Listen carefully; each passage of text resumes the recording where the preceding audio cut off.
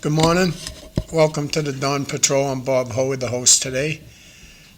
John, where's Tom today? On vacation. Tom Bomil is off today, and we have I'm not CISCO. going to say where he is because he's on assignment. He may have a wheelbarrow of money with him. We're not sure. Yeah. Did anyone win last night? The Powerball? I bought $10. It's going down every time I buy Powerball tickets now.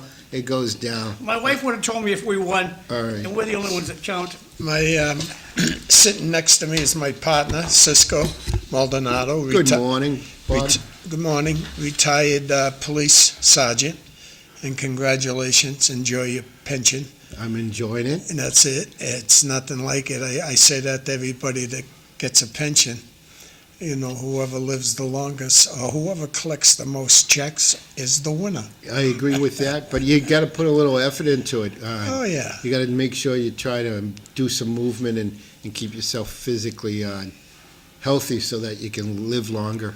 Oh, yeah, without a doubt. It's easy not to do much, but you got to force yourself to do something. Yeah, and we're very fortunate, too, by the way, when you just said you got to stay healthy. The area we live in, we're close to some of the best hospitals in the world, you know, so there's where we're lucky No, as far as definitely. medical stuff goes. Definitely. As you get older, that's one of the things I speak to a few retirees, and they mention you got to make sure you're somewhere close to good hospitals. You're going to need them. Yeah, and I really appreciate you inviting me down to Puerto Rico. Let's go. No.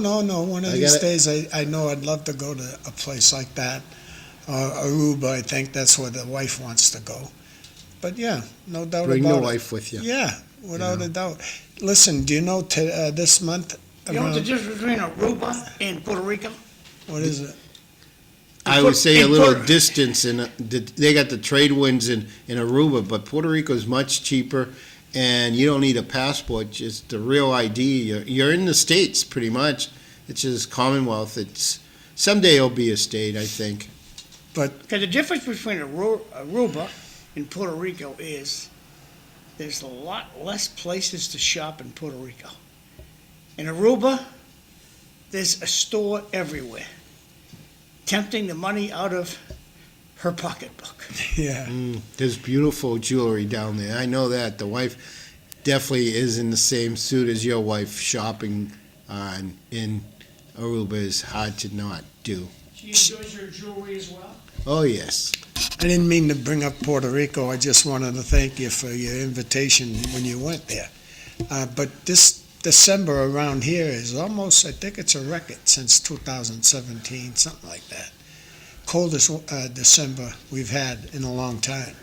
And it's brisk outside right now. Yes, it is It cold is, out it there. For is. me, it is. But there's no wind, so No wind, thankful for that. no, and it's going to be warm tomorrow with rain, and then some snow on Sunday. Yeah, no, I know all about that. I follow the weather myself. But we still want to drive little Bobby, or little CISCO, to school today. Yes. Yeah, and you don't want those kids to get cold. I remember, this weather reminds me of when I was a kid. In October, we used to get this kind of weather. You know, frostbite warnings for kids. They don't do that anymore, do they, Bobby? What's that? Frostbite warnings for kids. Yeah, Kids don't walk to school anymore, like John Where would you said. get that? Where would you get a frostbite warning? On your face? No, a warning from like the media the day before, you know. Oh, they say that. Yeah, they On used the to weather say channels, that. they say that, yeah. Yeah, they do, They don't encourage to drive CISCO to school. They just say drive Bobby. Bobby. Just the American kids, never mind those Puerto Rican Yeah. kids.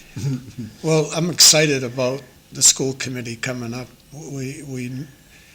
We got rid of, basically, and she got rid of herself on her own, a micromanager. We still have one there, but having Daniel McFadden join the team, I think is going to be incredible. I really do. Only because I think we're at a point that something big is coming. You know, with Trump up there as the president, and they want to send it back to the states, and then who's going to be in charge? Is it going to be Desi? You know what I mean? I have a lot of questions about stuff like that. And I think Daniel McFadden should just bring something to me, that's going to be important is not to micromanage the boss or the person we hire to run the system. That's all. Just, to me, the past 25 to 30 years, all they did was try to get rid of them. Some good people. I don't want to go through every one of them. I worked with a few of them. There's some tremendous people that run our school system when they're allowed to. We still have two very big things that bother me about the schools, and one is, and CISCO, interrupt me anytime you want. No, I'm listening. You're one- educating me. One is CTI Community Teamwork, a very beautiful and great organization. They had a Head Start, which was the best program I've ever seen in my lifetime, till they diluted it, and they made some mistakes. And instead of just taking in 4-year-olds, putting them all together, and they come out one year, they could all speak English. The kids can do it. That was wonderful. It was a great program, and I'm not pointing a finger at anybody that caused that problem. What I'm saying is, and they're not the only nonprofit. We have another one called Project Learn that does wonderful things for the school system, and they need to be tweaked a little bit too about keeping your nose out of the school committee business.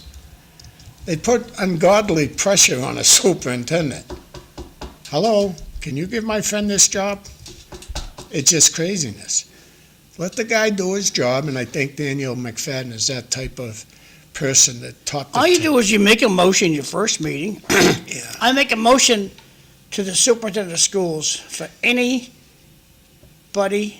who's an elected official that asks to get a job for a relative, a friend, or themselves. That sounds It'd be good. reported to this body. So now they'll say, Yeah. well, you know, the the Easter Bunny asked for a job for his daughter, and once it's the superintendent's job to report that to the school committee, it'll stop. And the same thing goes on the golden side of the coin, where if you get behind Tommy, you better vote for Tommy. I'm glad I woke you up. That's beautiful. The Oh, no, it's true. No, I $1,000 know. man. Yeah. It's true. The $1,000. I mean, I hold no emotion for the guy. He's 3 years on the learning curve of being a city manager, and he got a contract to continue to learn for. He's going to, probably for 7 years. Yeah. Yeah. So So do you believe if you're the supervisor or the superintendent of a department, having your people, in positions that make you look good? Would you ask the question in a regular way? What are you talking about? Like, you're not giving those managers an opportunity to hire their people if you restrict, I don't how want the hire an elected process. official to walk into the superintendent's office or the city manager's office and say, "Hi, my son." Or there'll be repercussions. yeah, it plays a big part in the way the system runs. But I There's no also doubt. want, No, I agree with I that. also don't want my son if he's the best candidate for the job, he should get the job. No, I Just agree. because I'm a Yeah. city councilor or a school committee man doesn't make a difference. If he's the best candidate for the job, he or she should get the job. No, I agree. And I agree. Look at the worldwide search we did for a city manager. No, there wasn't. That was an issue. No, they looked out the window. I mean, We have something coming to Lowell, just like Boston. Next week, they'll be voting on getting rid of a school or two, consolidating the schools to save money. And we have to, this system in Lowell, we have to look at something. There's only a few areas you can look at. Number one would be busing, neighborhood schools, which we talked about for 35 years now. Number two would be the way we feed our children.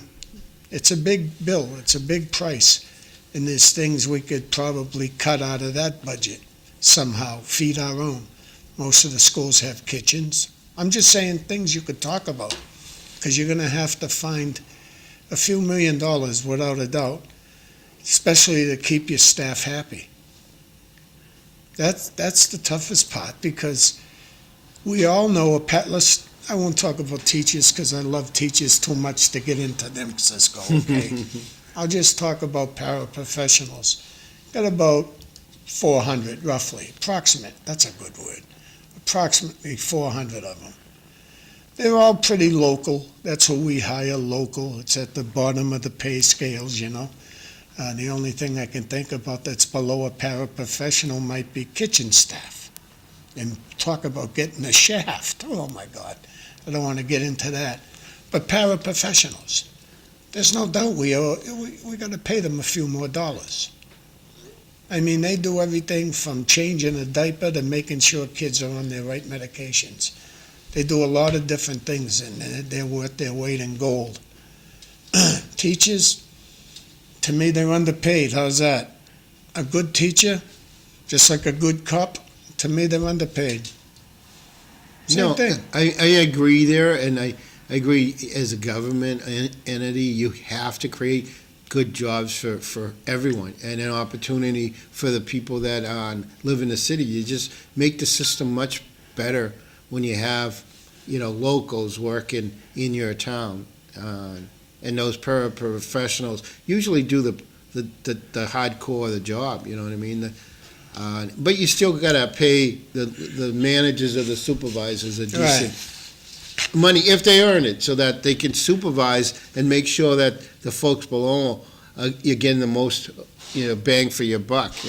Another thing, I did 7 years on the school committee, and one issue I always thought we could do something with is busing. I always felt we got 28, 29 schools.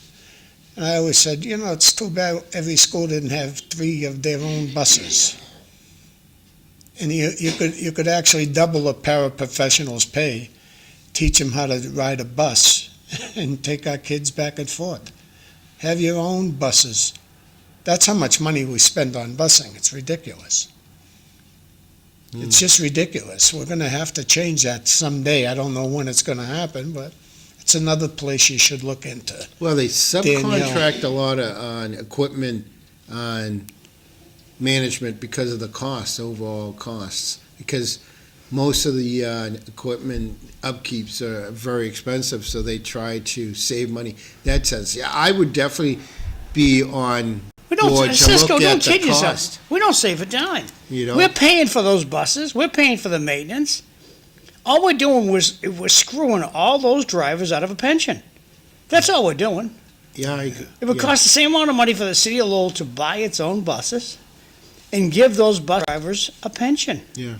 And get rid of the management team that owns the bus company. That's why another thing that makes me happy, CISCO, is the way Trump's going to travel around the country to see and talk to people. I mean, what's wrong with that? Go learn off everybody. Talk to them all. Some of my best ideas came right out of this show. Mm-hmm. When I was on the school committee. So call in, give your opinion on something. I love the fact that you got Llewellyn's interview. Yeah, that's a good one.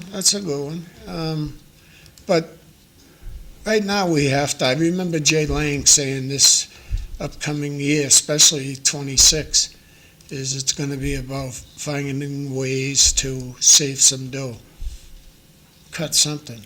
Oh, no, I agree there. There is cuts coming. Yeah, and, they're also looking at increasing taxes to the highest level possible. That's just going to really upset a lot of people, especially that the cost of living is so expensive right now. Yeah, property taxes, you mentioned it. Oh, yeah, they already assessed the properties 5%. Yeah. So there's a tax right there. Yeah, Let's not forget that. Yeah.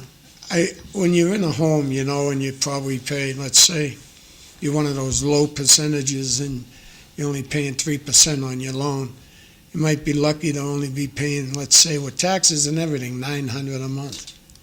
Where can you live for that kind of money, So there's a whole bunch of people like that don't want to borrow money on their home because they're paying so little to live there.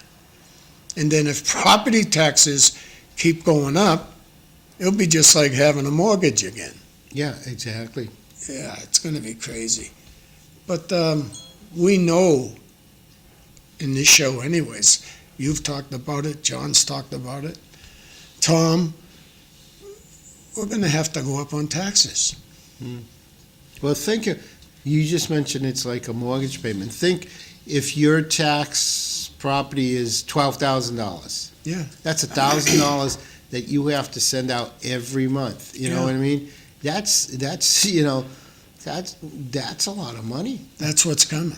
Oh, no, it is. I mean, most of the properties are going to be assessed, and your minimum tax here in Lowell is going to be $10,000 on the average. That's going to be what most taxpayers are going to be paid. I can't see it not being that. If you value all the property at $1 million, a ranch in the Upper Highlands, $1 million, that's where you're going to go. It's crazy. That's why I think it's a good idea what Trump's doing, getting on a train, traveling around the country and talking to people. When did he start? He's talking about starting. this? He's coming out to make Is rallies it coming again. to Lowell? Oh, Because yeah. I'm looking forward to that. I got a couple of things to say to him. Well, the midterms are coming, so you Yeah. know he's Oh, going to be out yeah. there. And he's out there to talk to people, find out what's wrong with the country and what's your complaint, and do you have a bitch, and do you have this, and Now, you know. Bobby, every morning, every time you turn the news on for national news, every word, migrant this, migrant that, migrant. Yeah. And being a first generation here in Lowell. Oh, don't forget about Jimmy Kimmel got an extended contract. Yeah. Did he get a contract? Oh, that's the big news today. Oh, I didn't know. I didn't We see. hate The Lowell Sun just mentioned the overrides at the Lowell High School. That was the big news when I opened the paper this morning. That funny and- rabbit. They'll say, yes, Jimmy Kimmel just got an extension on his contract to spend more time with his audience and away from his family. Ha ha ha. Now Jimmy Kimmel is the one that Donald Trump hates. Don't forget that. Yes. And the media is like, stupid. They don't think he's paying attention. When you go after Trump, he comes after you 10 times. It's coming.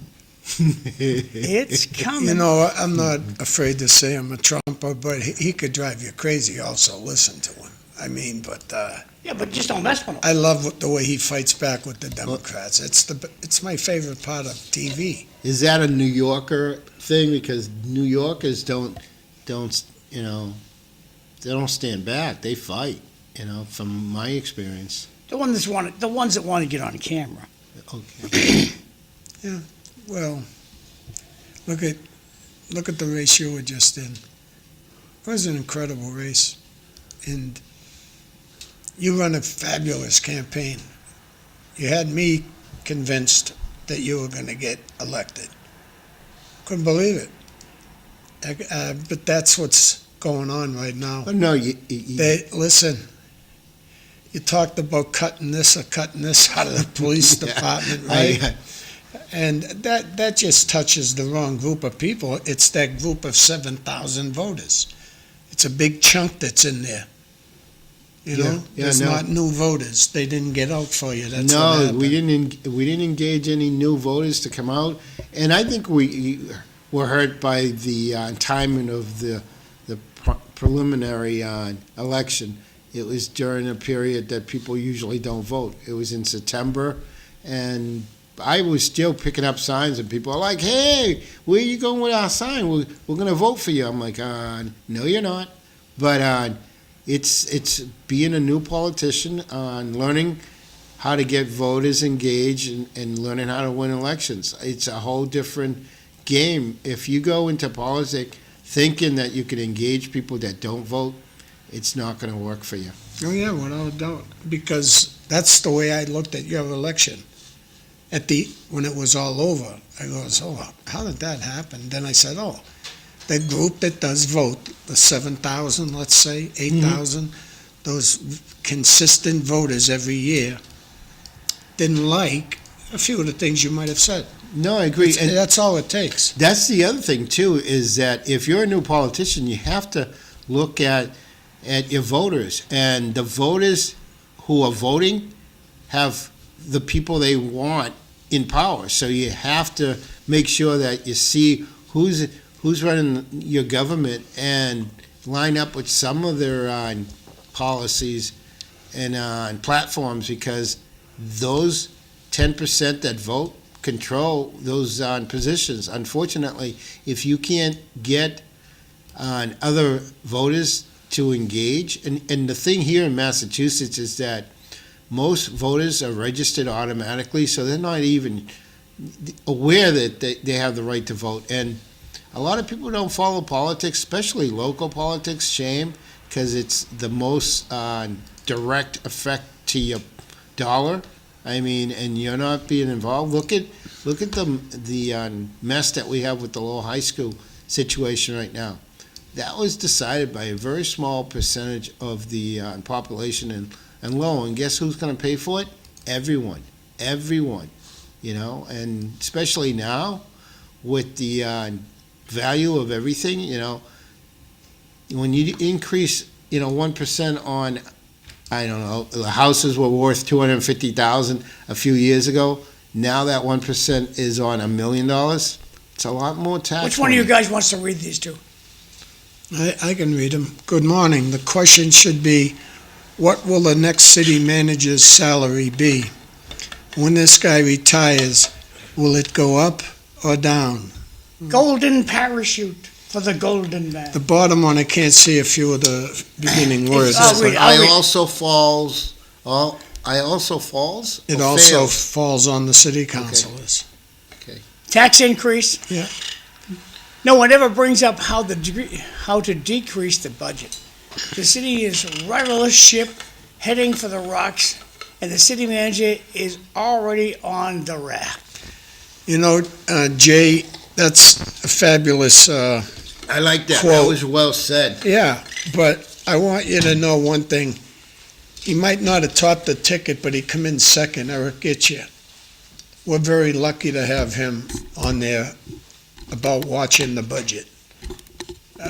He'll tell you right off the bat. I mean, every time I ask him a question, he'll give you an answer. Mhm. He doesn't beat around the bush. And, I said, Eric, my property tax is going up. He said, oh, yeah, they're most likely going up. Well, they're going. And I think they're that's- going up. Yeah, it's like that everywhere, though. Where else can they get the money? Mhm. The fees are probably too high already. I mean, you have to trace back why we're in the situation that we are in right now as taxpayers. We had politicians decide that they want to increase the wages of everyone in this country. And unfortunately, a lot of people let that 10% that vote, get those politicians in those positions of power, and they made that possible. And now the cost has gone through the roof, and it is what it is. It's a lack of engagement by the taxpayers, and the whole inflation. You have to look back at, the increase of wage and salary, and you want everyone to have a good job, but then you also have to understand there has to be accountability for the folks that end up not going to school, not doing the right thing. You know what I mean? Police jobs here in Lowell, you can make $300,000 as a patrolman here in Lowell with a little extra overtime and working on road jobs. But you have to have a clean slate. You have to stay out of trouble. You have to have, pass a drug test. You have to have a good education. You have to keep yourself physically healthy. It's not anything that comes with those decisions. You have to deal with constantly working on, is this my night? Am I going to get shot? Am I going to get run over? Oh yeah, that's That's why not easy. that's why you get paid good money. But what I'm saying, Bobby, is that the fact that you have people who believe that the bottom of the barrel, let's say, that's probably not a good thing, that people who have made bad choices, so all of a sudden now should be awarded. And that's where we are in this country. We've started saying, oh, the homeless need homes for free. Well, who's paying for that? The drug addicts need free medical, free needles. Who's paying for that? Well, we, the taxpayers. And guess what? The piper's collecting, and your taxes are going up. Yeah, I agree. I mean, this is an opinionated show, so I really think that we're in the situation right now with the inflation, the cost of living, because of choices that were made right during COVID, right? With COVID. Yeah. Let me ask you this, especially where you're a retired cop. Do you think Minnesota is the only state that has fraud going on in it? Oh no, that's everywhere. I mean, you look at humans just want to make money without really working for it. So I don't mean to be laughing, but that's an incredible amount of things they stole. Over there. They stole $3 billion. Yeah. $3 billion from the government. And how about the billions that were taken during COVID? Don't worry, it hasn't happened in Massachusetts. Oh no, that's why we don't need an audit, right? So that there's no audit in Massachusetts, because that doesn't happen. No, why would you want to look at the fraud. books? There's no fraud. Oh no, No fraud. None of that. Not in Massachusetts. This is driving me crazy. Hanukkah to the side. All right. I mean, people are financially hurting right now. But you say that, but yet, the shopping malls are packed. They're packed. Have you gone shopping? Yeah, I can't afford to go shopping. I was listening to, I forget this guy's name. You might be able to help me out. Especially about personal finance, something John McDonough, nobody's out talked to him about that. Bill Johnson? No, that's not it. But anyways, I listened to this one person, and I'll come up with his name before the show's over, I hope. But he talked about how this country's doing a lot better than you would think. There's a lot of people, they're living large, having big car payments, big mortgage payments, all kinds of things like that we should be watching how we spend our money. There's a whole big bunch of people that don't know how to spend money. I'm one. I'm in that group. But I mean, there's a large number of people that overspend. Now, what they should be can spending. I stop you? When you say overspend, you believe that Americans are spending more money now because of social media, what they see on TV or what they see on their phones? Is that affecting, the consumer to go out? Oh, I want to be like the Kardashians. I have to have what a fancy vehicle. What are the most fancy vehicles? A Mercedes or a BMW. You know what I mean? Without having a job or even able to afford that. Go ahead, catch that first one. First one, we are in this problem because of the made-up pandemic that everyone was doped into believing the government. Yeah, I agree. Yeah. Not my friend Mike Dillon, though. I applaud that guy. Second one, I heard on the news yesterday, Mayor Wu is increasing Boston's residential property tax rate by 13%. They get you after the election. Yeah, 13%. Well, she's on part of that group that wants to give everyone free stuff. Well, when is the government going to admit they are the ones who cause inflation? Yeah, no, I agree. I mean, your rent has gone up because the fact that government's spending a lot more money and giving it away. Look at the cost of housing all these migrants in this state. Section 8 housing cost. Yeah. The government pays the top rate. The poor people have to pay that top rate because the government wants to buy that rate. Mm-hmm. How do these guys go broke that get $20 million contracts a year? How do they go broke? Because they don't know how to control their money. Most Americans, this is not most, I don't know the percentage, but people that spend too much on credit cards, like I was trying to say, oh, you know what, I want a BMW really bad instead of a Chevy, Equinox or something like that. so your payments are $200-300 cheaper. Our eyes are bigger than our belly. That's a good one. Yeah. So what I want you to take a look at the screen, a beautiful screen. That's a outlook of over downtown Lowell. All those furnaces are cooking. You can see the smokestacks are pumping out all of their exhaust. It's 8 degrees. Yeah, it's So cold. if you see a kiddo trying to cross the street and an adult trying to cross the street, stop and let them go. It's 8 degrees. Wicked, wicked cold. So drive your little kiddo to school. It's one of those days where it's nice and toasty inside. Outside, not windy because the smokestacks are just billowing up straight, but it's 8 degrees. So keep that in mind. So Bobby was talking about people controlling their finances and stuff like that, and we've mentioned in the past that the school should have more programs and teaching young folks how to handle their money. I definitely agree with that. There has to be more education so people know the true cost of owning one of those fancy BMWs or a Mercedes. It's not just a car payment, it's everything else that comes along. It's the maintenance. You know, when you go into a brand name that you're paying more money for the name, you're also paying more money for everything else. And that you have to be educated in that because you have people buy stuff that they can't afford. Look at even houses. You know, they get into a home that's, that without knowing the true cost of the maintenance of that property, and then they find themselves, losing the homes. Or the banks love it because, the banks make more money on a foreclosure than they do on you paying your mortgage. Simple as that.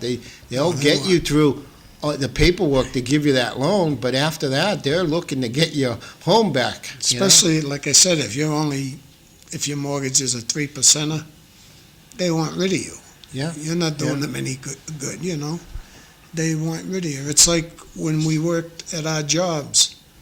I don't know what you were paying for your retirement. At one time I was paying, I think it was 7% every week. Yes, Goes and then in. it went up to 9%. I think I came in at 9, and then 11%. I think no. So you probably started at 7 when it went to 9, and then when I came in, it was up to 11. There was the 9%, and then an additional 2% over the cap that they put on. I think if you made over $75,000 or $50,000 a year, it goes up on another 2%. But yeah, it keeps going up. Yeah, the best part of a retirement is when let's say you paid in like $70,000 or $80,000 into your account, and you already drained every dime, and you keep on living. Like I'm going for like 15 years on my pension check. If you keep on living, you're paid by the taxpayer, obviously, but you didn't pay anything into it. Well, Cisco, you got a fancy truck. If you bought a 2025 version of your truck loaded, what would it cost? Today, that new truck? Yeah, today. It's 2026. probably, What do you have? I have a Denali, a GMC 2500 Denali with all- GMC Denali right now. So I'm asking the question, all the bells and whistles, 2026 Denali, how They much? say 80, It's over 100,000. really. Over 100,000. And the bank will lend you the money, right? How about they'll change the terms to make sure that you can make those payments? So they'll give you like 6 years to pay for it? No, we're starting at 7 years now. 7 years? John, most new cars right now, the reason people are driving new cars is they're literally renting. That's a That's hot the lease- market the too. lease deal The is lease renting. deals, but they're making an ownership easier because they're making it so that your payment monthly isn't that much, but they're not talking about those 10 years that you have to pay for something that's not going to be worth anything when you're done paying for it. But they start at 7 years now. Unless you have a Toyota. Or a Honda. Yeah, or a I Toyota. like my Honda. My wife's car, I've been using that a lot lately, And what a nice vehicle. You walk to the car door and it opens up automatically. I love that. What she got? She has a Honda on Passport. We sent out the CRV out to Puerto Rico. We shipped her car out there. We keep our vehicles in good shape. We don't travel much. She works 5 minutes from the house. So we ended up sending the CRV to Puerto Rico, and then we upgraded. We went to a little larger vehicle, the Passport, and it's a nice vehicle. The Pilot's the next one up, right? No, the Passport, and then the Pilot's next after the Yeah, Passport. So yeah. it's three lines. That's a good Yeah. vehicle, too. Oh, no, those are nice. But you also have to understand that as you go up, you're also going up in engine size, which is also increasing your overall cost. Going back to educating the consumer, or, educating people with their money. You have to start small. If you're not making a certain amount of money, you have to start small. I'm comfortably right now because we've decided small is better for the budget that we have. And it works great. I'm not in a big fancy house with big mortgage payments. Oh, and you big got a maintenance. beautiful truck. That truck's Yeah. beautiful. And it's a 2013. It's an old truck. It's just, you just take care of it. You change the oil. Is the most important thing you can do for your vehicles is make sure you change that oil. And the other day I mentioned tires because of the snowstorm. You need to have good tires on your vehicle so you have tread to dissipate the elements that are on the road. If you're not making contact with the road, you're going to just not have any friction to slow down. Friction is what keeps you on the road and keeps you stopping when you hit those brakes. You mentioned, I forget how you mentioned it, but there's a whole bunch of jobs out there, especially prison guards, policemen. They're hiring all over the place right now. The recruitment for law enforcement right now is very poor because of what's going on in the past, where they wanted to defund the police and blame the. Let's face it. Let me put this aside. Police work isn't pretty. Okay, I did it for 29 years. All right. Law enforcement is not a pretty job. You see it today with ICE. It's just not pretty. But we make laws, and we ask police officers, law enforcement, whether you're ICE or the Army or whoever is in charge of enforcing. That enforcement isn't pretty. It is not a pretty thing, but it has to be done. And the only way you change it is you have to have your legislators change the laws. But when you ask someone to do their job, the job of a law enforcement, it says it right there. They're enforcing the laws. Humans don't want to follow the law on the road. They're traveling above the speed limit every day. And when they get pulled over, what do? They make the situation worse than it is. Just pull over, do what you're asked, and you'll get home safely. But any law enforcement isn't a pretty job. Just like enforcing border security, blowing up boats. It's not a pretty thing. But you can't have law enforcement that's pretty. It's very tough. I don't know. Yeah. No, you didn't. I can remember. Christian God, you know what I mean? And is it pretty when you have to go in and enforce the law or the rules to an inmate that doesn't want to comply? I think it's all about who you were before you even entered the prison. It's something about you got to have the right mind to be working there. No doubt in my mind that the best way through that place is with some humor, obviously. Yeah. Always trying to keep a smile on people's faces. That's number one. If a fight breaks out, you want to, hopefully the guy up in the tower will use his AR-15 to shoot somebody. Next disaster to fall on the city, the overreach of St. Jean d'Arc School, which that's probably more on the handicap side of things at that school. Replacing the walkways, making sure there's an elevator, that type So of I'll thing. read the next one. Prices of vehicles are expensive because the government forced car makers to push a green agenda. The most that costs them millions. I agree on the green agenda. We have the ability to build cars that are more efficient, that run on gasoline. That's Maybe. what we should concentrate on. This might get Eric to call in, who knows? How many city vehicles are all electric? Maybe Mr. Getcha can tell us that number. Well, I mean, they sold the idea that an electric vehicle is going to reduce the footprint, the carbon footprint on the earth, right? It does not reduce it's pretty much the same as a gas running vehicle, unfortunately. What we need to do is make those gas running vehicles run more efficient. But guess what? Who's involved with that? The government. The government does not want very efficient vehicles because that means there's less gas being bought, less taxes. I know it. Right? Is that, John, what's your opinion on that? That's my opinion. Do you know that every locomotive that goes through Lowell, Massachusetts is electric? Every locomotive that's pulling a train, it's electric. Did you know that? No, They're all electric. So- Every cruise ship is all electric.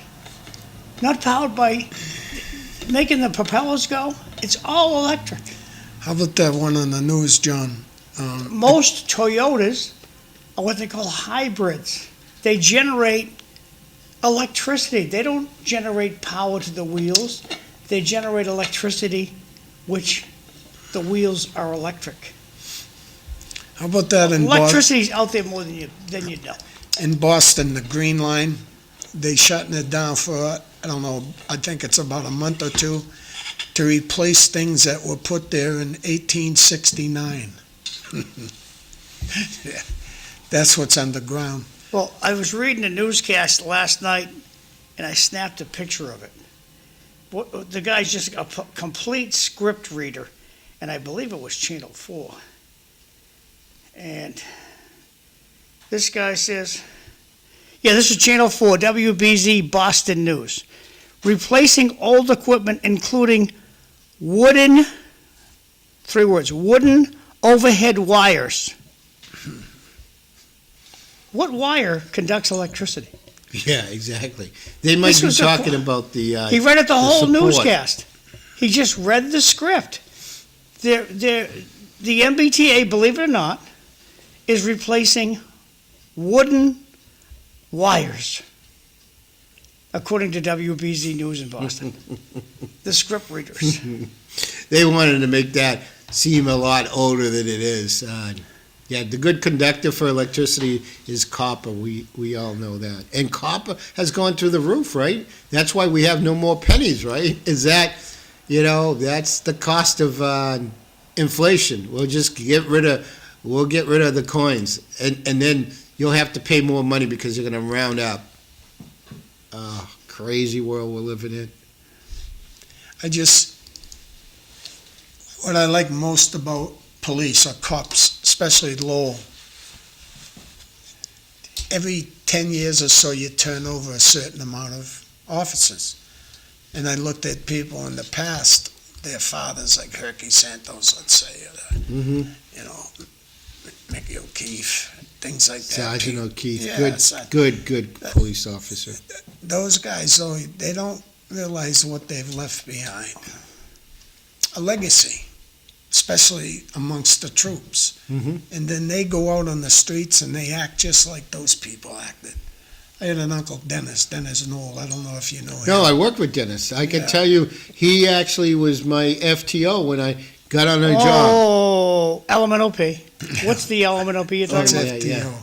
FTO? FTO, it's a field training officer, Thank you. FTO. Yeah. Well, I was always told my Uncle Dennis, and he's still alive. He's in his 80s. I know he lives up in Pelham somewhere.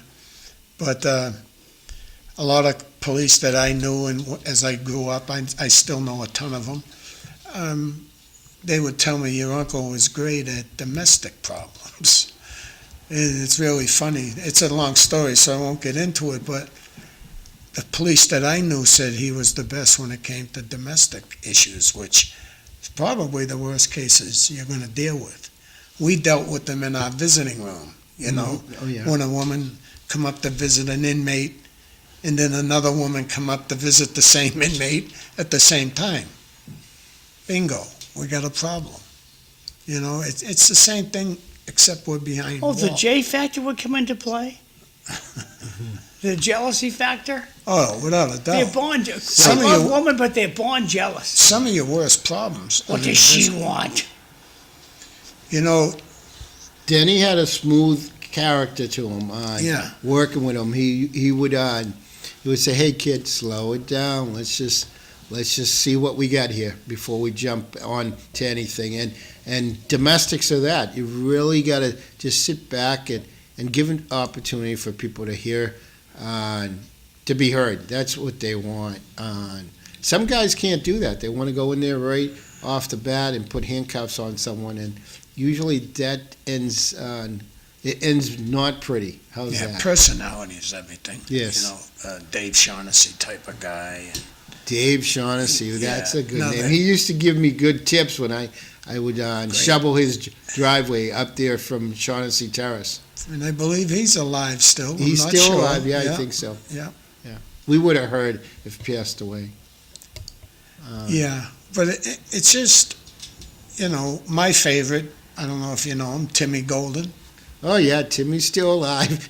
But every- Crazy but alive. Well, but when I met the troops, you know, I don't know what you call a CO, just at the bottom of a patrolman. A patrolman, yeah, yes. And Timmy was their boss, a sergeant. I always asked him, what's he like? Is he a good boss? And he knows how to handle every issue there is. Why? He's been involved in every issue. Yes.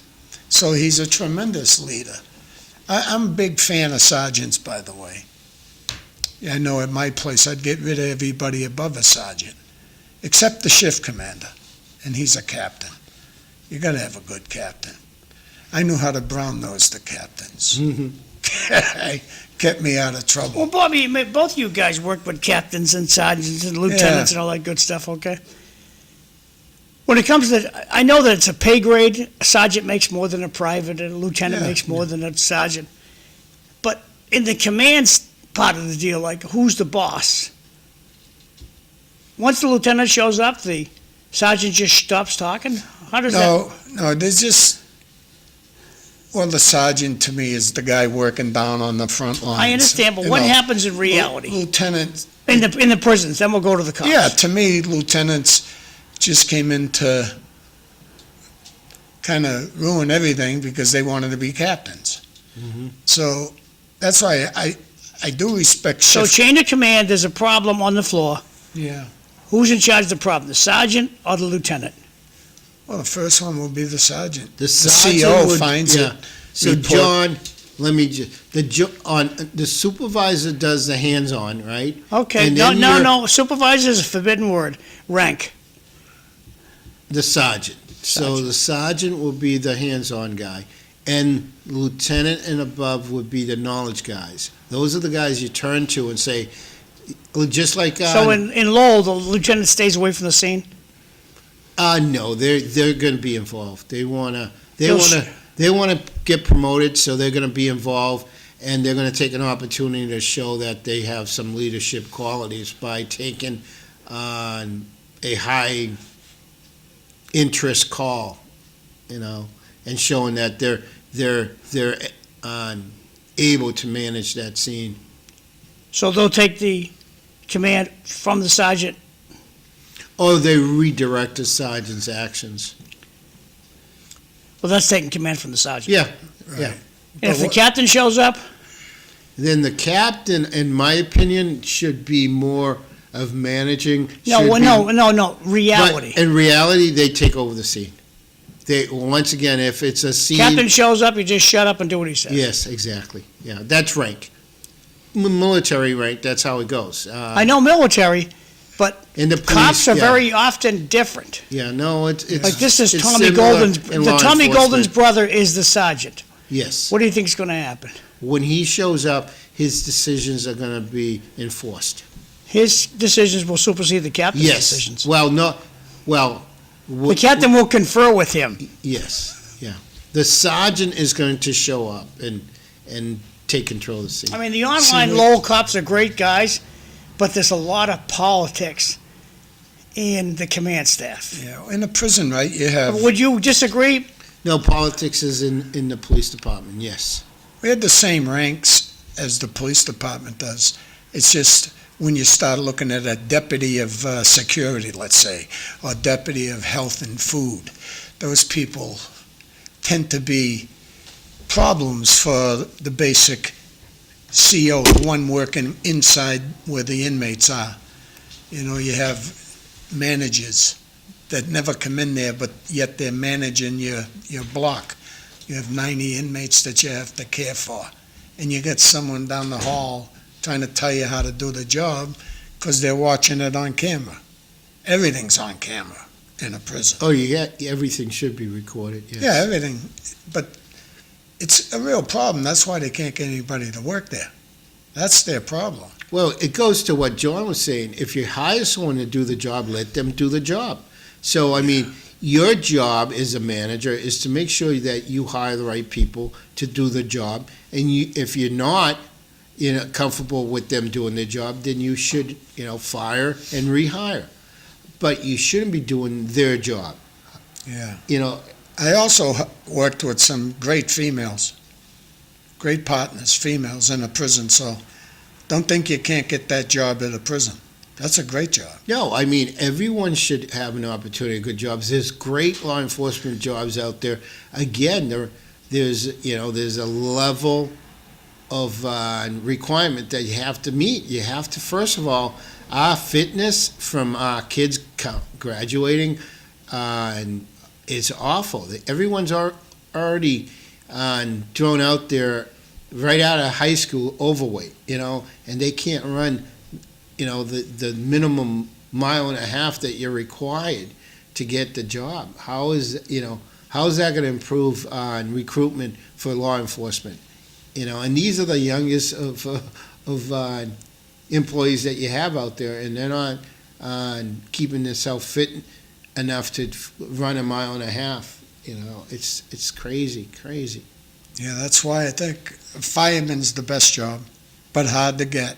You got to be fit as a fireman. You too. got to be related, Yeah. too. You got to be Oh related. no, I agree. Political jobs, government jobs. That are more all than any place, follow- though. Yeah. Police department's not as bad as the fire department, as far as, this is just my opinion, No. just to get into the job. To get in as a fireman is very hard to do. Very hard. Well, because the fact that there's less positions to be filled. That's the reason it's very hard. But it's the same as the police department on restricted in the way they hire folks. The thing is, with the police department, you have more turnover and you have more slots to fill in. So it's easier in the long run. You know what I mean? Yeah. Lowell, we got about 100 custodians. That's another one with a pension. Not too bad of a job. I mean, I agree Not with too John that a lot of stuff is being subcontracted to reduce the long-term cost for the cities.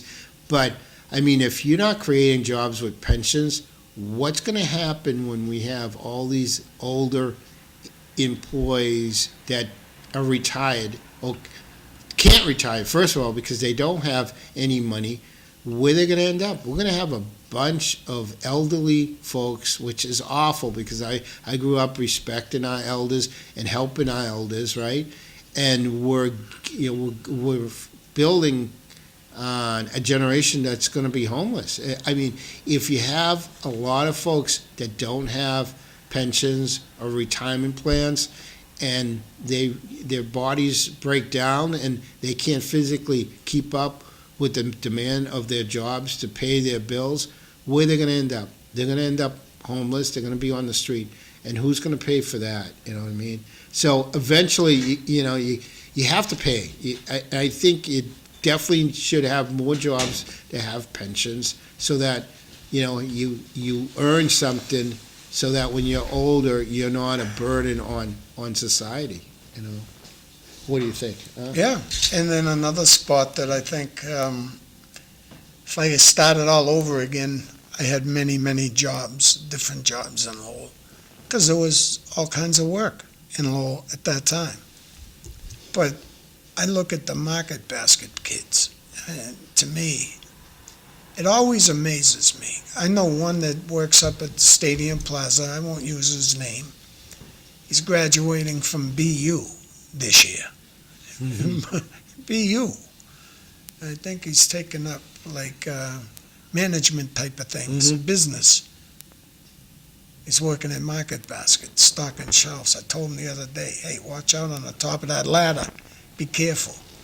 But when you think about it, here's a kid working at Market Basket. It was after work, after school, he runs back to Lowell and he goes right to work. That type of kid. There's all kinds of them around, too. There's so many good kids, honestly, and we knock so many of them, but there's so many real... I mean, we got some great, talented youth, next generation leaders of our country, of our city. I mean, and that's going back to politics. That's why we really should look at term limits. Unfortunately, this situation that we're in is because you had politicians that have been in power for more than 20 years and have been able to hire their friends, right? Yeah. In position of power. And now you, as a politician, aren't going to be denied anything that you want, because the person that you're going to is someone you've given a job because they're, one of your friends or a family member, and you really could do well as a politician with jobs if you've been there 40 years. You know what I mean? It has to change. You gotta. And then what happens? Turnover. Where right now it's a fight between your Gen Z and your older population in regards to how we run this country, and you're going to see that. Look at what's going on in New York. We'll see. That's going to be such an interesting. What's going on in New York? The mayor election. There, the ideas, the socialist Democrats and communist. Communist is a good word, right? Yes, I agree there. But let's say they want to be called socialist Democrats. So we'll see what goes on, because a lot of the voters that voted him in were young voters. Do you think that his appointees will do better than the relatives of the elected officials in New York City? New York City is just like Lowell. No, you're going to know somebody to get a job there. Yes, exactly. And that includes the firemen. Yes. And the policemen. Yes. And that's what New York is. But we'll see what. Let's see what. Francisco, you got three to read here. I have to read these. All right. The problem with policing in America is cops are not lawyers. They don't know the laws any more than the average citizens. Yet they are tasked with enforcing these laws. Lawyers spend years learning the laws. Cops get trained for 6 months to the government authority figures. Yeah. Well, I agree that police officers should get more training. That costs money, and that's something that has to be worked on by your legislators. But doesn't everybody get continuing education? Yes, they're training 24/7. Every day there's something to learn. Most American males are on some sort of weight control drug. Yes, the drug commercials are doing their job. Exercise and good eating are not taught to kids at young age. I agree there. As we have an egg, cheese, and sausage croissant for breakfast. Oh, how good is that right now? Can't get better. Let's go. Read the last one. We're short on time. Back in the day, gas was inexpensive and vehicles got lousy gas mileage. And now cars get better gas mile and fuel is expensive. We're going to break. We'll be back. Thanks. In the day, gas was inexpensive.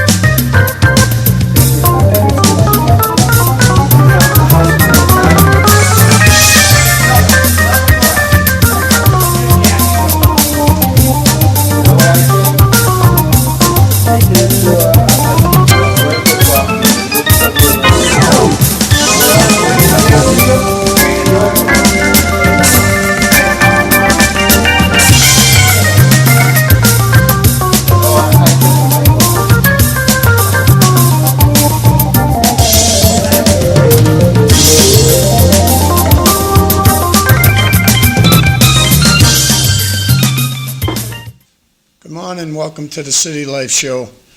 I'm Bob Hoey, the host today. CISCO Maldonado is the co-host today. John McDonough is behind the camera, and Tom Bomil's off today. When I left the house, I would say it's frigid, is a good word. About 8 or 9 degrees, no wind. Not much ice on my windshield, though. It was pretty easy to get rid of Did it. you use the remote start? No, I failed to do that today. Oh, boy, I I use failed that to every do it. time, No, man. I mean, it's either a remote start or a garage, and I have a remote start, and that went on yesterday because I didn't drive for 2 days, and then it went on today, this morning, to warm up the vehicle. So, ladies and gentlemen, it's 8 degrees outside. So if you see a pedestrian, let them cross the street. And you definitely want to drive little Bobby or little Cisco to school today. 'Cause I never it's could understand just that, too cold. John, with folks in cars that have heat not slowing down and giving the right of way to a pedestrian. They have no idea how uncomfortable it is outside their car. Yeah, exactly. And there's a lot of morons driving vehicles, too. Can you say that word more? Yeah. Well, it's true. It's true. I But agree with I you. have friends of mine that never Idiots. leave their house. Yeah. They walk out of their house, and it's connected to their garage. They start their car up. They drive down a block. They park in a garage, and they walk into their office. They don't even wear an overcoat. No, you'd have to drive Uber in Boston and Cambridge, which I did for about 3.5 years, and watch the people on their cell phone driving through those streets of Cambridge and Boston. It's incredible. How about on the highway? Yeah, they're just on their cell phones too, everywhere. But Well, you know, Bob, what I think is a law enforcement retiree, what I'd like to see someday is them pass some legislation that if you are involved in a crash during rush hour because of your negligence, that you should be fined some really big number that will be used to fund. I mean, It'll teach you not to do it The again. slow down, yeah. Also to teach them, but these every day during rush hour, there's a rear end collision because someone is not paying attention. Folks, when you're driving, you're already at your max for the demand on your brain for your control, your motion control, your thinking control. You're already on multitask to the extreme, and then you're putting a cell phone in your hand. You can't do that. You can't See, I'll tell be people a when it safe gets busy driver. driving, busy trafficking, I just look, I gotta go, it's too busy driving. Like, if I'm converging on traffic, like when I get on from the kick that I'm heading towards the beach, that converge with 495 and Route 3, and I'm not talking on the phone Yeah, then, but baby. you know what I do? I put the phone aside. I'm like, it takes 5 minutes to go to the supermarket. 10 minutes here, 15 minutes. If you can't wait 15 minutes or 10 minutes to look at your phone, shame on you. Well, they call you. There's other, yeah, I agree. But there's other numbers that you could call in an emergency. People think, oh my God, if I'm not watching the phone, I might miss the emergency call. Well, folks, they got other numbers. They got 911, they got their mother, they got their father, Now, Cisco, I'm gonna their disagree. brother. If the right person calls you, you look on caller ID and it's Santa Claus, you go, I'm taking this guy's call. I don't care what you're doing. This time of year, you're taking a call from Santa. It depends on who's on the other end. Yeah, no, if you can do that safely, like most vehicles now do phone calls through the, So you pick up the phone, Ma, right now, I'm driving the car, I'll call you back in 2 minutes. Yeah. Okay, honey, that's it. Yeah, Because I if you don't agree. answer, she thinks that somebody has a gun to your head and somebody's gonna kill you. all right, that's fine. That's fine. It's the folks that are actually trying to conduct business on their cell phone. They're looking at emails, they're texting. That's dangerous, very dangerous. Like I said, you as a human are maxed out as an operator of a vehicle already. so that you put something else in your hand and you think you're driving safely, no. You're going to miss the opportunity to avoid a collision or avoid killing someone, because, that happens all the time. And as a reconstructionist, I've seen that. You can either kill someone or kill yourself, because I've been to fatal accidents where, you look at the phone, it's on the floor of the front compartment, and then you look at the last message, and this is before the young man or young girl plows into a big oak tree. And this has happened numerous times here in Lowell. Those trees on Andover Street are never forgiving if you hit those. Yeah, I only did 20 years behind the bars, but I've seen some incredible things in 20 years. 32 years, I don't know how those people do it that long. I really don't. Incredible, but they do it. It's because you want to get that 80%, the pension. Yeah, pension. So well, you work hard. I mean, you have to. It doesn't. I mean, it isn't easy. I mean, you work for your pension. You work. I mean, showing up. Humans don't want to get up and go to work. It's just that's the name. It's tough. But anyone that gets a pension has earned it. yeah, Well, they call it work. yeah. Yes, That's why yeah. I only did 20 though, because if you go to your job and try to do your job at the best of your ability, and take it serious, let's say, it's not easy. They want you to break all the rules. Can I have an extra? You're talking about the Oh inmates. yeah, I mean they yeah. drive you crazy. No, You I know, mean, and they're looking for extra scoop of mashed potatoes, but you're trying to move the line along. You know what I mean? extra scoop of mashed Yeah. potatoes. Yeah. That's oh boy. No, but I always ate where the inmates ate. Always. I tried not to eat in the staff dining room. That's inmates making our food. Mhm. I just couldn't do it, thinking what they might do to my food. Mhm. Even though a lot of people use the staff dining room. I always thought it's better to eat right where the inmates eat, because they're not doing nothing to the food, Yeah, I like that. I just had idea. that. But I the way I think you felt. got a lot of respect for that too, because they're looking at you like, hey, if Bobby's eating the food out, they're giving me, then he's gonna complain if it's bad or no good. Yeah, I always felt that I should have been fired. Instead, I got a pension. I'm in that group of people. No, that's all right.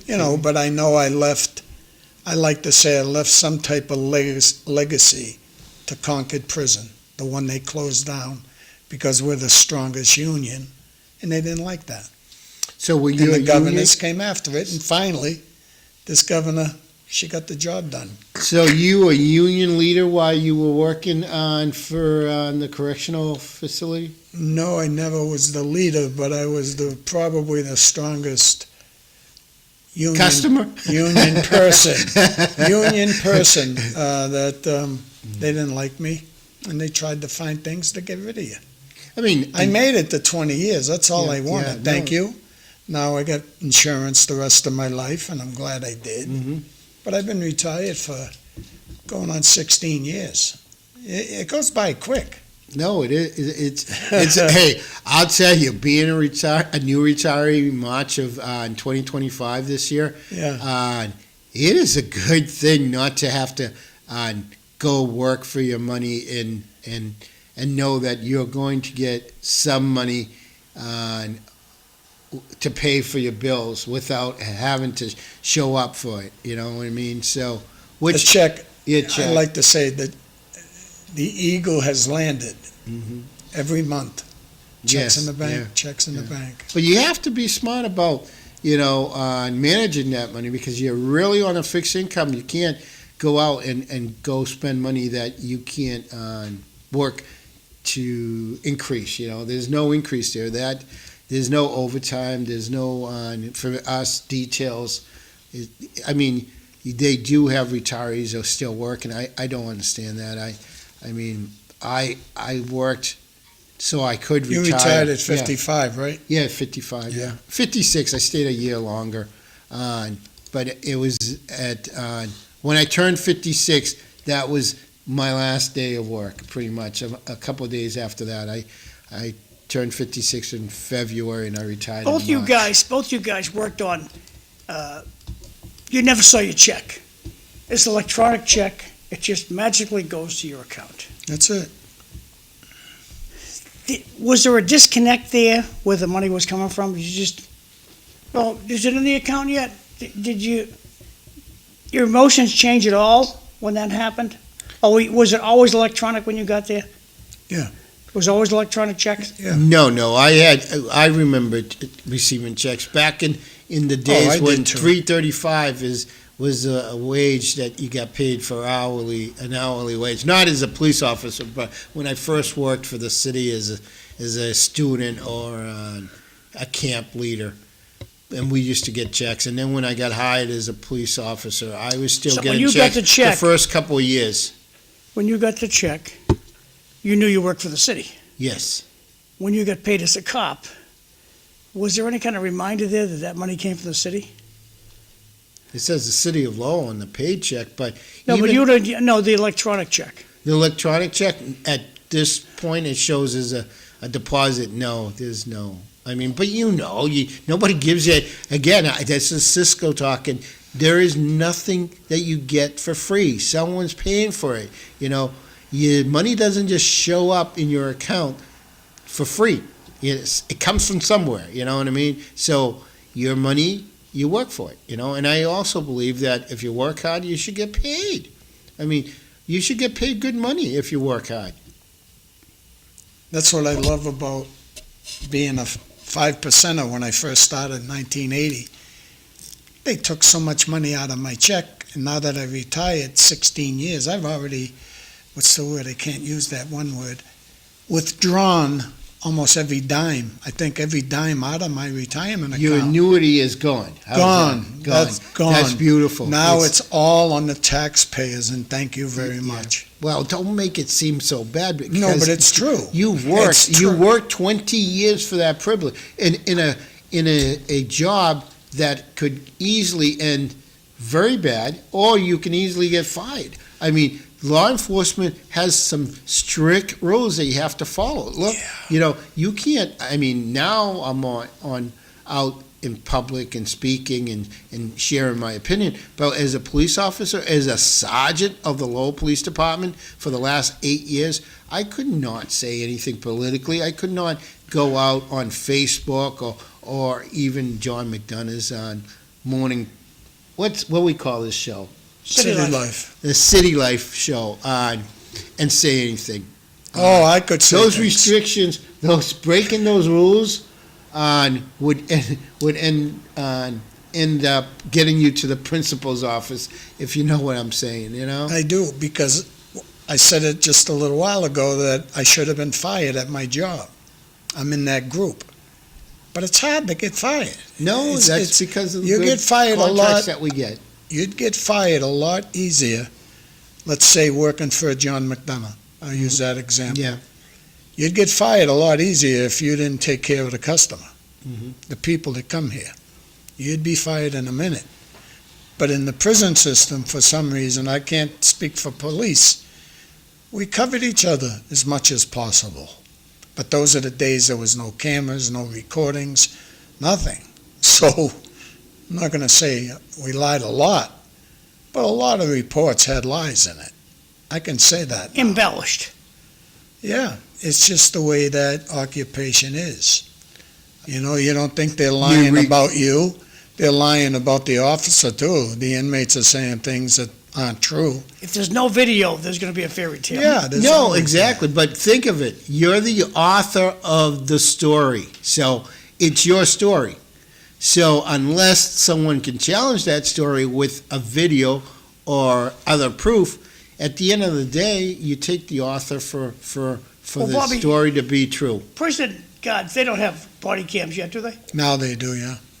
Oh, they all do? I'm not sure if they're all of them, but there's quite a few of them throughout the state. Wow.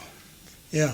Now, the cops, they all have body cams, Oh, yes. At this point, yeah, they're all being including recorded. superintendent? No, management, this is the beautiful thing about contracts that are put together by management. They usually have disclaimers in the contracts for their positions not to follow the rules as everyone else. So if you're inside the building, the police station, or staff, there's minimum on body camera usage. How's that? They still have cameras issued, but they're not required to have them on as frequent as the So if bottom. they go outside the building, the they should turn it patrolman. on? Yes, they should have If it they're on. inside the building, well, how about for the regular online police officer? Can he shut the camera off when he comes in the building? Yes, inside the building, they could be Inside shut the off. police station, you can Yeah, shut but off. the way the policy reads is that if you're conducting police work with let's say a customer, then the camera should be turned on. So if you're working with a civilian, It should be turned on. okay, so if I'm at the police station talking to you as a cop, you should have your camera on. Yes, But if I leave, you can shut your camera off. yes. Thank you. I don't know if you guys caught the high school football Super Bowl games on Channel 38, 814. Tewksbury played, I believe it was Situate. What a game. They both scored like in the 40s, and Tewksbury lost by a few points, maybe just by 3 points. I forget the final score. I watched every game, though. I watched Catholic Memorial, their Division I.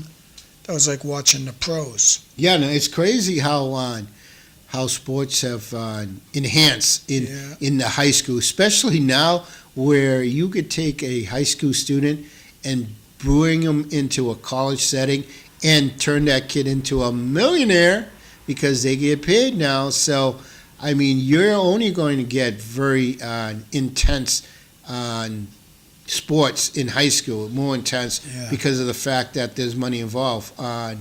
So I think that's a good move. I think there's going to be more competition, and sports are going to be taken more seriously in high school because there's an avenue for profit down the road.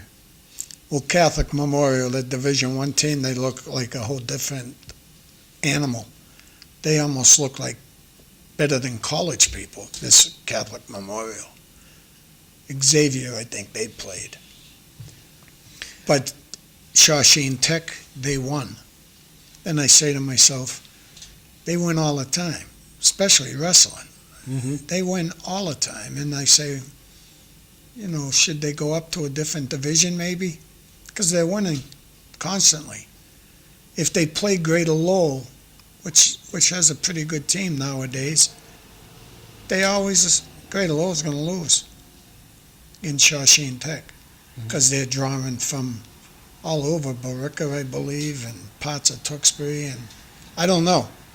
I know they had a great wrestling coach, Mr. Donovan. He's passed away, young kid too, and but they're wrestling. I don't think they get beat around here. If they do, every now and then it might be Central Catholic.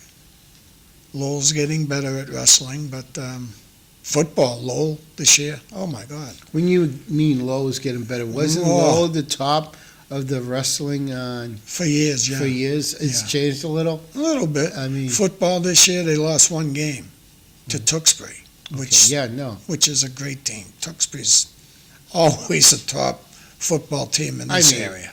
I like sports. I like high school sports. It's good But for you. at the end of the day, my personal opinion, and you might be different, it's about the kids. I mean, it's about engaging the kids in athlete environment in the sense you're teaching them how to be adults, how to manage life situations, how to deal from failure, because you're not always going to be the winning team. So there's a lot of stuff that comes out of being on a high school team and being involved with that athletic management of your life, especially the health side. Is Yeah. these kids are more in tune to be healthier if they're athletes. So I just Well- hope that it doesn't get so competitive that you don't give more opportunities to a wider group of kids, even though they might not be the best athlete. Excuse me. Go ahead, John. We're gonna do the announcements? Yeah. So, if you want an announcement on City Life, send a text to my phone, my Facebook Messenger, get email citylifeshow@aol.com. Happy to put it out there. Okay, so, let's go backwards here. Okay, so today is the 9th, Tuesday, December 9th, which means at the Lowell Senior Center, they have a Salisbury steak today for lunch.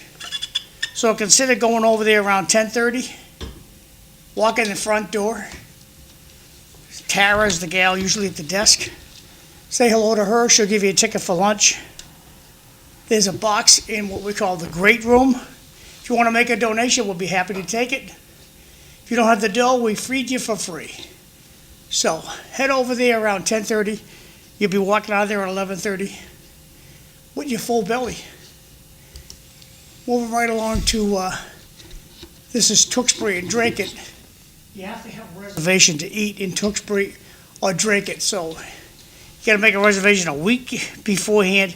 Easy to do, just call them up, tell them, hi, my name is Banana Peel and I'm coming for lunch next Tuesday, and they'll have a lunch for you.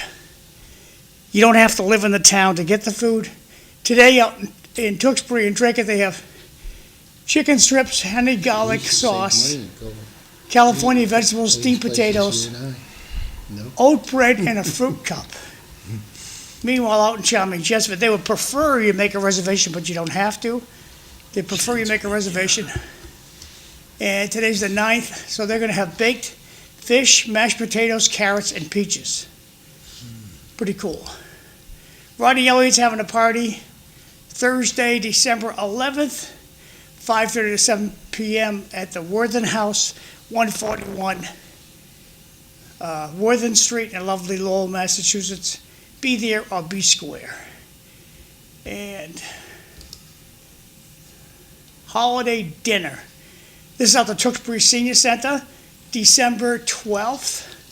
$25 a ticket. You're going to walk out of there free dinner and dancing at the Tewksbury Senior Center. Plenty of parking. Good time to be had by y'all. Be in touch with the Tewksbury Senior Center if you want to go. And you can make it happen with just a phone call. Pints for a Purpose. Come grab a pint and help us spread cheer. $10,000 for 100 families starts with you. Saturday, December 13th, that's this Saturday, 12 to 4 p.m. at the Old Court, 29 Central Street. You're going to see Danny Rourke there, Chris Dick, and Danielle McFadden. If you take your phone out of your pocket, put it into camera mode, and you go in this QR code, it'll give you some more information about this activity. So that's this Saturday, December 13th, 12 to 4 p.m. Last announcement for the day. Yeah, you can see the whole thing. Okay. It's Greater Lowell CF, a gift card drive to support teens in foster care. Wednesday, December 17th, 5:30 to 8:30 p.m. at the Old Court, hosted by the Gendron and Faria families. We're collecting $25 gift cards to be donated to the Greater Lowell Children's Fund. Our most requested stores are Ultra, Lids, Five Guys, DoorDash, GameStop, Dick's Sporting Goods, and Amazon. We'll have food, raffles, and DJ CISCO. Yeah, that's me. Wow. And I got some new equipment I'm going to Break it showcase, that day. I needed something lighter. You'll be to playing go music. up. Yeah, Stop to go by, up help the us. stairs. Make sure every teen in foster care has a great holiday season. That's my last announcement, Bobby. It's on the Going over to 17th, huh? Okay. So Going over Wednesday. Welcome back. And we were talking on the Dawn Patrol about property taxes. I just want to hit that for a few minutes. So Cisco, what do you think the future is for all of us when it comes to property taxes? Well, at minimum, it's going to go up the 2.5%, and I think they're going to work on maybe on going up other taxes in the city to start dealing with the deficit that we're in with the high school. So, yeah, it's going up. Unfortunately, your properties have been assessed to the extreme, so now those changes are going to be very high. It's coming. And we'll get through it. We all hope for, raises, hopefully. I don't think you're going to see much of that going on. But, until we get there, we're not going to really know on how it's going to affect you financially. But it's coming. The taxes are going to go up, and we're going to pay more money. And overall, someone said it's still cheap to live in Lowell. So, I mean, That's you best cut bang back for the somewhere. buck. Yeah, you cut Sam back. Chase. Cut back on other stuff, and you got to pay for living here. Unfortunately, where do you go? Everything's so expensive everywhere else. Well, I know why I'm still in Lowell. I could leave easily if I wanted to. The people I agree. keep me here in Lowell. We do okay. No, I love my neighborhood up in the Upper Highlands. What a great neighborhood. Great people, and just living in Lowell, the diversity. That's why we choose to live here. Is I could go to different places and see different cultures and be surrounded by different people. And I love listening to people talk about, their families. Do you know how to dance too? Actually, this Puerto Rican rhythm isn't the best. So did you know how I ended up DJing? Well, let me tell you. So I was part of a breakdancing group back in the day when we were at the projects. And I was the one Hispanic that didn't have much rhythm and didn't keep up with the dance moves. So I also was the one that worked at Demoulas. So Demoulas, right?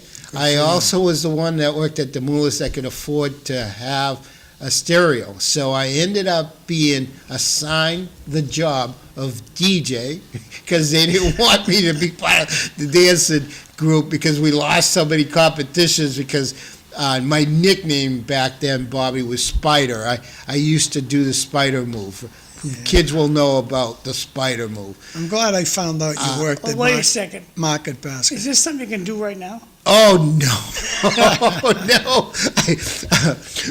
If I do the Spider now, it'll be probably on Trinity ambulance picking me up to take me to the hospital. I use Stadium Plaza Market Basket, and every time I walk in there, I look at certain registers, the people that work in the ones I want to go through. Yes. And it's just, but who they hire is unbelievable. I'm just looking at the students that come out of Lowell High. Yep. That's all I ever followed was the school stuff. But Cisco, you want to read these? Home run, Cisco. The world needs more people like Coach Bozzi.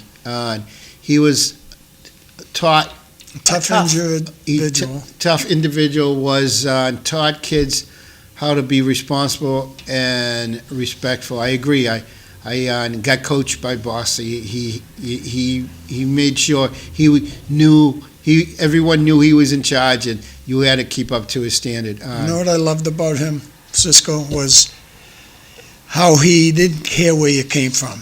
You could come from Shaughnessy Housing Projects, or you could come from Belvedere. He didn't care where you came from. I loved that about him. I agree. He forced This is- everyone Next one, to Mark participate. Donovan. Yeah, Mark Donovan changed Shawshene athletics. In the late 1980s, he came onto the scene with Shawshene was awful and built a culture of excellence in not only wrestling, but he also was a football coach. He gave so much to the school. Sad he passed away, really sad. But wrestling-wise, wow. Shawshene could come into Lowell, and for years, we never lost If to them. and when the front runner city is functioning, will taxes go down? No, taxes will not go down because most of those properties are going to be given is it tips, some tax relief for the first couple of years, and eventually you're going to make some more tax revenue. But who's to say they're going to survive the duration to be around to pay taxes? You're still gonna benefit if you bring more people into the city. There's more customers for the small businesses that will survive, hopefully, and they pay some taxes. But I mean, the big tax revenue generators are businesses, large businesses. So hopefully, if Draper shows up, they can generate more tax revenue for the city. You know, I want to hit John McDonough with one because he was outside this room when me and you were talking about the fraud in Minnesota.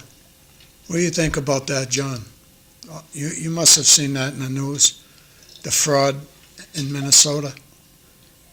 Well, the fact that we can't audit our own books in Massachusetts, it's embarrassing how much fraud we have here in Massachusetts. Wow. Let's just take, I'd like to pick on the Lowell police cruisers. What do we need all those lights on the car for? It gets $5,000 worth of lights for it. Why do we spend so much money on blue lights? Kojak did it with a little magnet thing on the top of his car. I'm not suggesting the Lowell cops do that, but there's way overkill on the Lowell police cars. And I'm going to guess there's way overkill on the Lowell fire trucks. Why do we overspend on stuff? We want the best for Lowell. Then why don't we have Kentworth fire trucks? Why don't we have Cadillac police cars? We want the best for Lowell. So, John, I look at it a little different. I look at it that in Massachusetts, that's how it's been done, and it takes someone to think out of the box and say, wait a minute, it's been done that way, but can we do it better? It's very easy to fall into that. This is how we've done it, and we're going to keep doing it that way. Give me a set of blue lights that's going to be effective, and let's give the cop better gear to work with. Better bulletproof vest, better weapons, better stun guns, whatever the heck they do. Let's give them better handheld toys to help keep peace. How about better training? I actually believe that if you train your officers better, you build more confidence, and the decision-making on the street becomes a lot better. I see that as a retiree. Recently, a lot of the young police officers, just because of the fact that they're not exposed to the stuff that we were exposed growing up, there's a lot they don't know, and we got to train them more so that they can build confidence to make decisions on the street. I don't know how it is in your end of the law enforcement, in the correctional system. Topic away for just a second, Bob, but we'll get back to it in just a second. Corey Robinson has this thing. This is the Lowell City Council agenda. If you go to Google and just put in Lowell City Council agenda, it'll bring you a link. You can look at the whole thing yourself.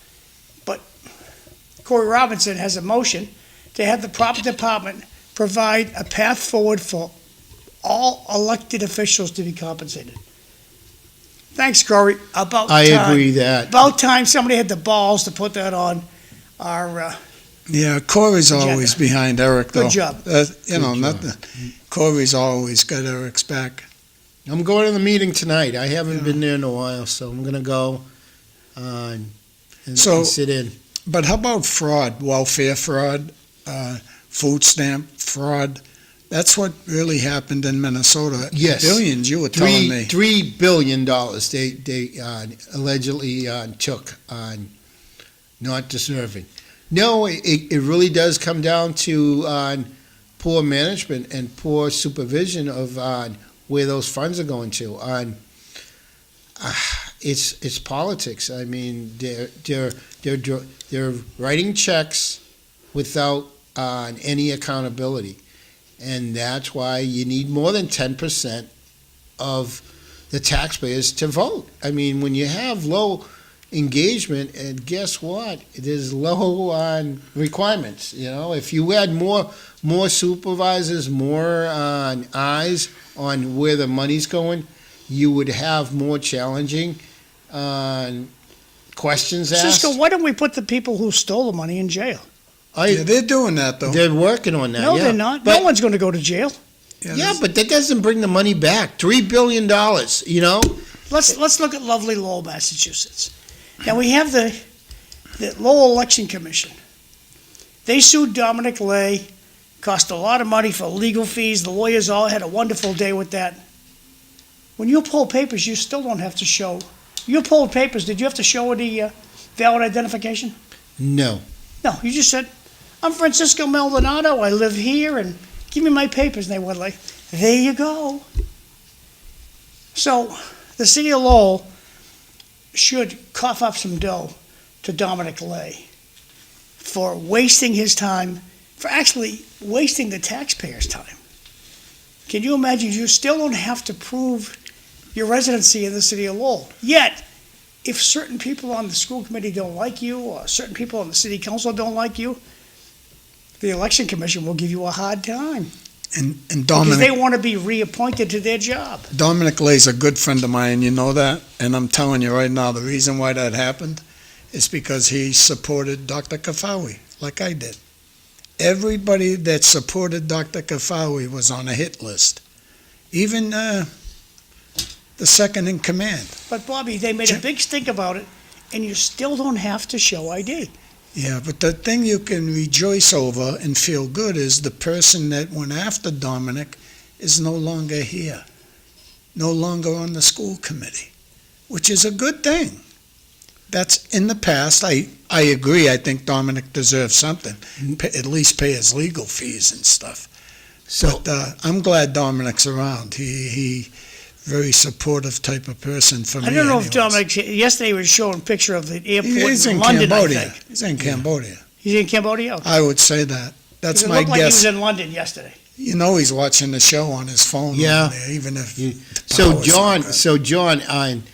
back to the proof of residency. That happened to me in my election this year. I got kicked off the ballot because someone didn't do their diligence in regards to Marcos Candido, who was the young candidate in the Upper Highlands, who came back to Lowell after being employed in Baltimore, Maryland, and taking residency, because that's what you do when you take a job after you graduate, and you change all your documentations to show that you're living in that state. So he came back, and he was moved into the election by his friends here in the city, and he didn't meet the minimum requirement. That the papers that we signed say you have to be a resident of the district that you're running for at least a year, and that wasn't done. Now, I couldn't do anything because I didn't pick up on it till later after the deadline. So what I was intending to do, if he had won the election in the Upper Highlands, I was going to spend my own money and I was going to sue the city. That was my intention. If he did win the seat from the incumbent, my intention was to sue the city for the money that I lost in my election because they didn't do their diligence in checking his residency. And I agree. I do believe, from all the evidence that I gathered, that Marcos Candido did not meet the one-year residency. I agree. Read these two. Okay, Colleen Gary on City Life said it's political, the audit. Why don't the politicians want us to see where the money is going, Jay? The next one is, and Dominic paid a hefty legal bill, and he's home. I say that's him, right there. It's not him, but That's okay. it's one of his trusted friends. All right. She didn't sign her text, so we don't put her name on there. That's so okay. funny. I have to go out with you guys and get to know Dominic. He sounds like someone I'd like to. Well, tonight we have 12 people going to Monday Night Dinner Club. 12 12 people are going. on a Tuesday night. You don't watch the meeting? No, no, I don't. I'll watch the meeting until Good TV comes on at 8. And thanks to Jeannie Rourke, they're usually done by 8, so it makes life a lot easier. But today we're going to a restaurant called Sear in Drake. Oh, very good. I've been there.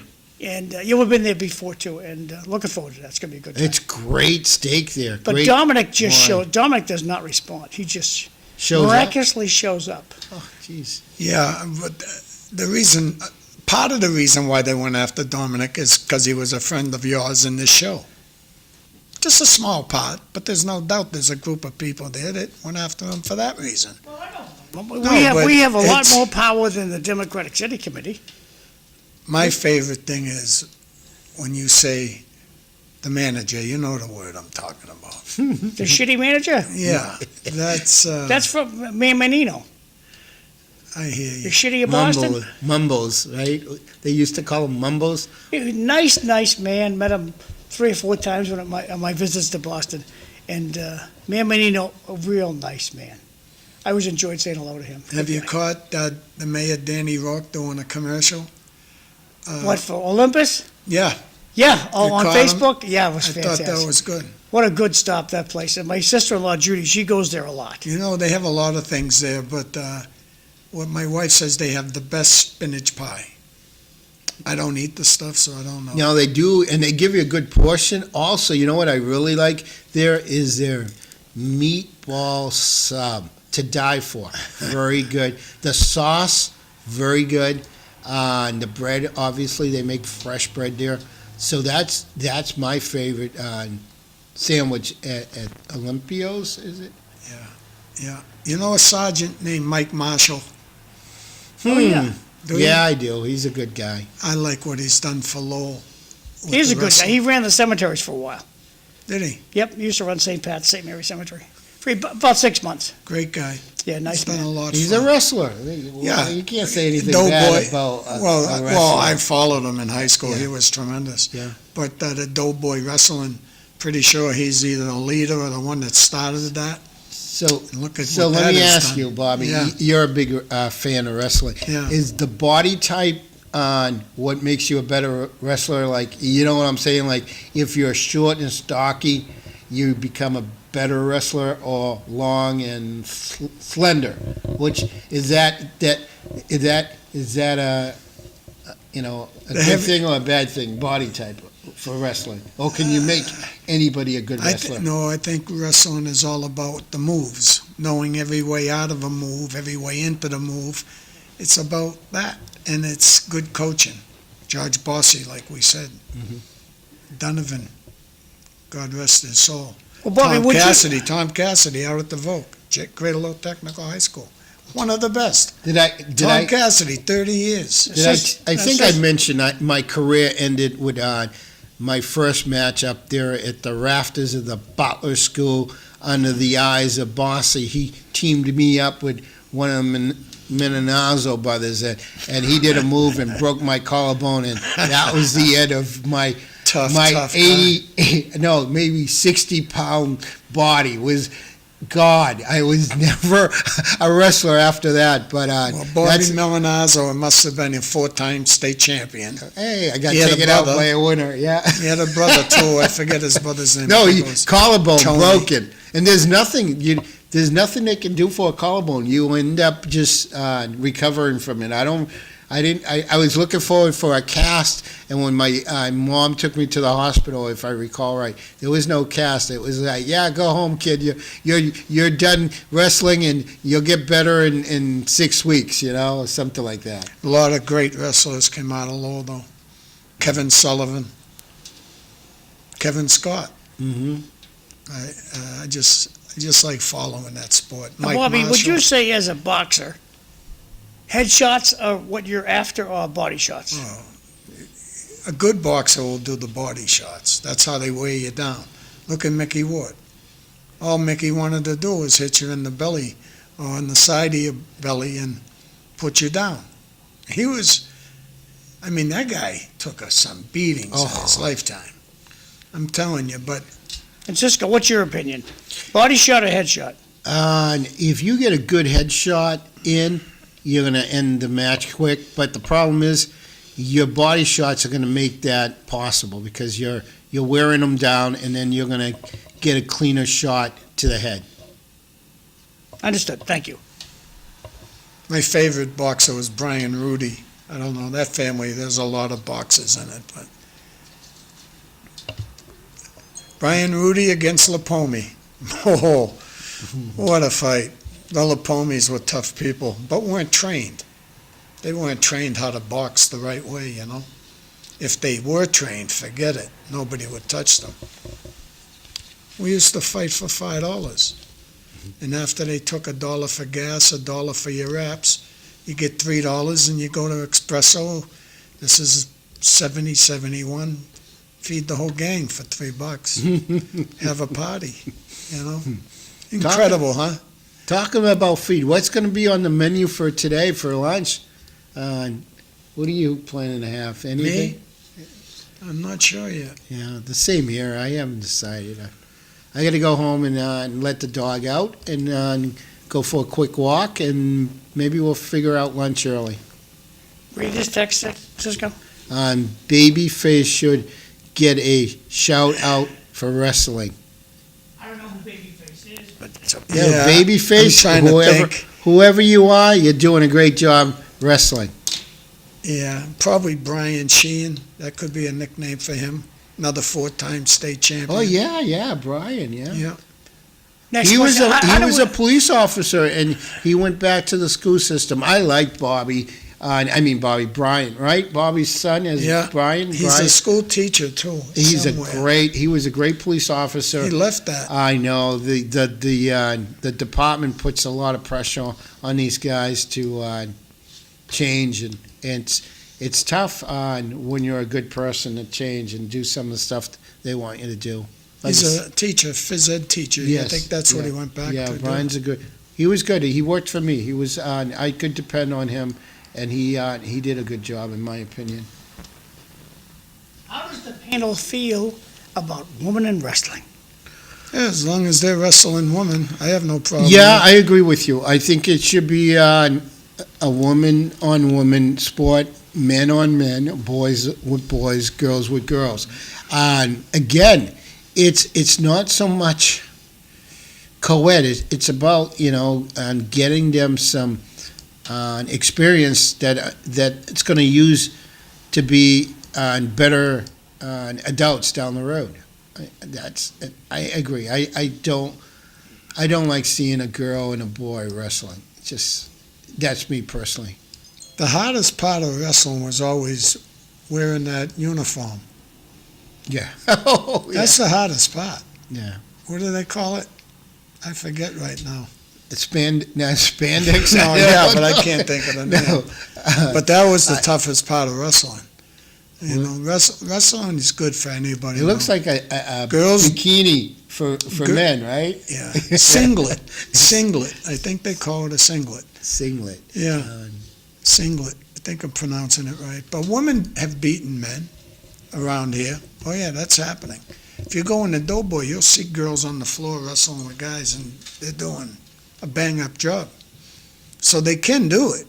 I just don't think it's good. I think women against women and boys. Well, men it's against like, men. let's face it. You're built differently as a woman. You're built differently as a man. It'd be like taking a sports car and racing on, I don't know, something that's not designed for speed. You follow what I'm saying? So you have to have the same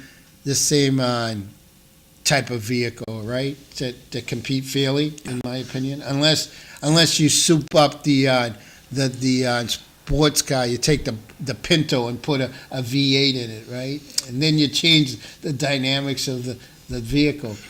Since we mentioned George Balser a few times, it was 1969 when I went out for the low-high football, and he was the line coach.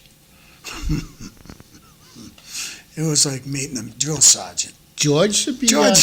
What George Bossy has done for me made me walk right through the Army. The Army was nothing for me. I was prepared. He toughened up.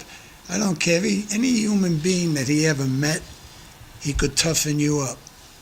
I agree Yeah. there. I mean, Yeah. the short training that I got from him, the 2 days that I wrestled, I toughened up. I think I would have been a lot tougher if I did break that collarbone on.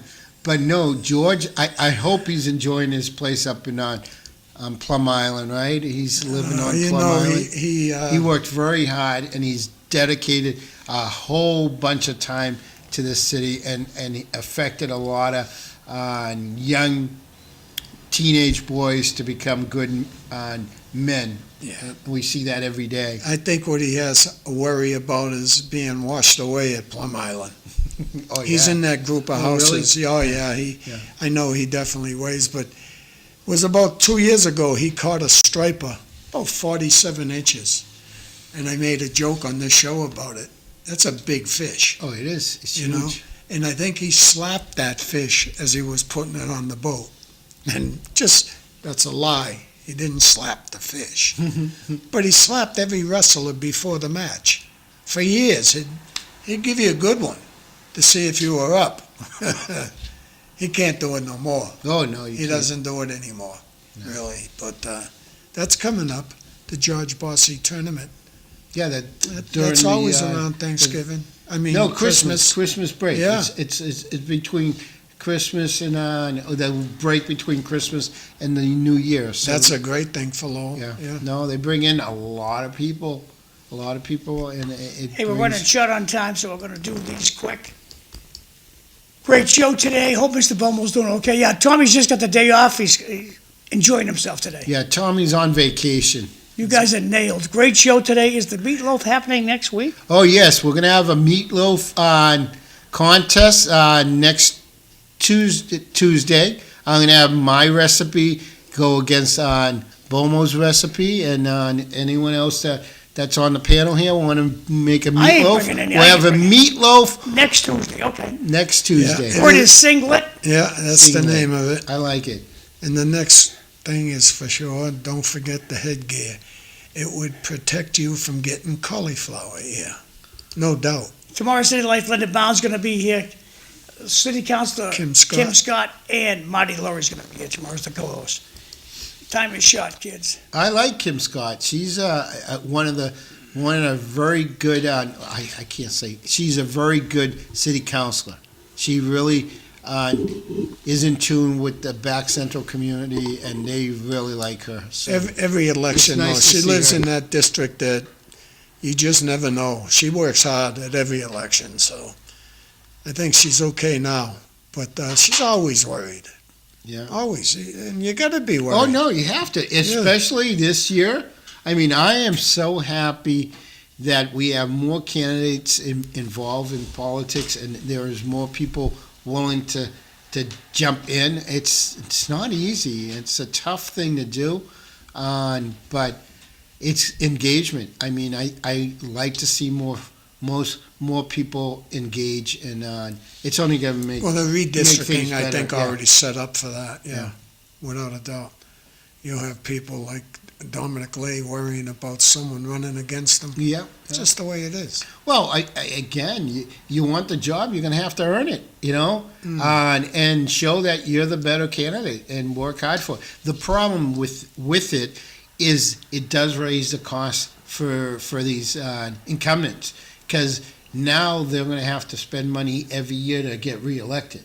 Every So- two, yeah. So does that mean they're going to go back to the taxpayers and say, hey, we need more money? I mean, you think of the motion that Corey Robinson has on the floor for tonight at the city council meeting. Everyone should get paid. If you're working, you get paid. That's CISCO's belief. If you work hard, you get paid more. Nobody should be working I'm without dying money. to see how many votes for that. I hope they voted it. It should, I actually believe there'll be a few that just won't vote. Really? Yeah, a few. How can you not pay someone to work? Yeah, I don't know. That's called slavery, right? Is that I not have what it doubt. is? I have doubt